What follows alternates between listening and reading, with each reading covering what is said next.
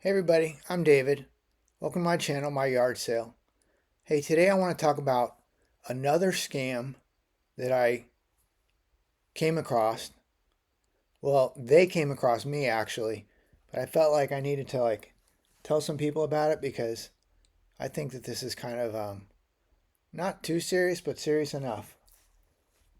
So this particular scam has to do with Coinbase. And if you don't have a Coinbase account, it's maybe not a big deal, but I feel like this scam for them, it would probably work well with them with Fidelity or Bank of America or any banking, any financial, um, any financial site or firm. So I got a call, I got a phone call.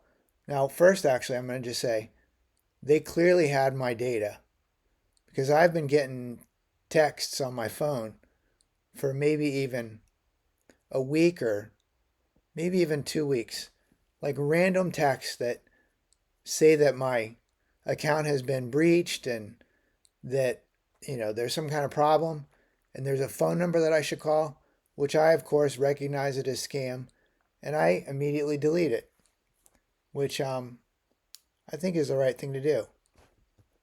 But I immediately delete it, and so I had gotten that a couple times.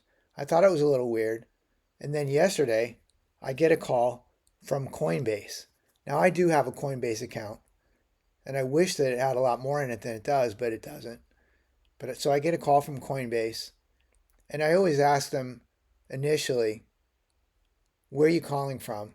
And they did say they were calling from San Francisco, and they named the address of the Coinbase facility.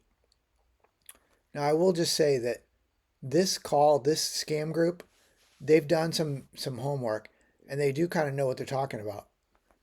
So I'm talking to this person who's clearly they do not have and they speak English, but they don't have a good English accent. And he starts qualifying me and I'm answering questions, knowing that it's probably a scam. So I'm very lightly answering questions. And he very quickly moves me on to the next person who actually had a couple questions and then pretty quickly moved me on to the next person then.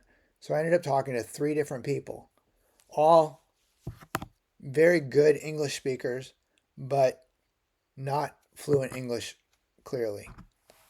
So they were trying to qualify me to be, I'm sure, a scam target. Now, one thing about this Coinbase thing is they definitely had a clear understanding of the Coinbase app, especially on the phone, probably on the computer. Like they definitely knew that app up and down. So any questions that I had, they had answers, which kind of made me have to think, wow, is this Coinbase? And then of course I realized that it wasn't. Now what they were trying to do is they were trying to get me to open up they want me to open up a wallet, like either on Coinbase or they were asking me if I had another crypto wallet, which I don't. I don't do that. But they were trying to get me to open up or use a different wallet, and then they wanted to give me a seed phrase to use. And what that would do is that would give them access. Well, that would give me access to it, obviously. It would also give them access to it.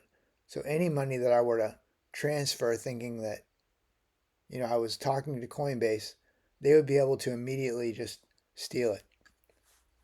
So I kept them on the phone just talking stupid stuff, talking about passing gas and just talking about stupid stuff for probably an hour, knowing that it was BS. And then eventually they did end up just hanging up on me. So the point of this call is even if somebody has a lot of knowledge about you or the company or the application, you still have to be very careful because there's obviously data breaches out there. And these people, they knew they knew all the information that I think maybe a person at Coinbase maybe would even know. I don't know. They had they said they had access to my account. I asked them, oh, well, what do you see in my account?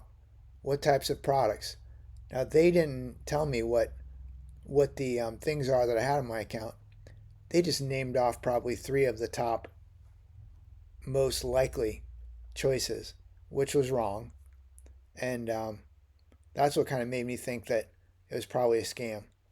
But again, the thing that I'm going to say in this call to be very careful of is they are probably, if you get random texts talking about data breaches or account breaches for financial type of accounts, and even if you delete it and ignore it or even report it as junk, it's possible that a couple days or a week or even 2 weeks later, you might get a phone call. And then after this call, after this post, hopefully you'll think to yourself, "Oh, this kind of reminds me. I did get a couple of sketchy texts last week or 2 weeks ago," and you'll think, "Oh, I wonder if this is that same scam that guy from yard sale was talking about." Hopefully, this will keep you from not giving a scammer access to any accounts that you have, and save you a little bit of frustration. Again, there's a data breach out there that clearly has all the information that they need to try to prove to you that they are with that company, even though they probably aren't. They're going to try to qualify you through the process by transferring you from one person to the other, none of which are going to speak completely fluent English, and they're going to constantly keep moving you through the process. If you start slowing down or they realize that maybe they don't have a chance, they're just going to hang up on you. So just know that, and don't think that you just messed up and you gave somebody a bunch of money because you didn't. Anyways, I hope this helps. If it does, do me a favor, give me a thumbs up. And if you're subscribed, thank you very much. If you're not subscribed, please consider. I am gonna link a I don't know where it is. Maybe up over here, or maybe it's over here. But I'm gonna link. I'm gonna link. I'm gonna put a link up that's gonna include the other two scams that I talked about last week. Hope you're having a great day. Thanks a lot. Bye.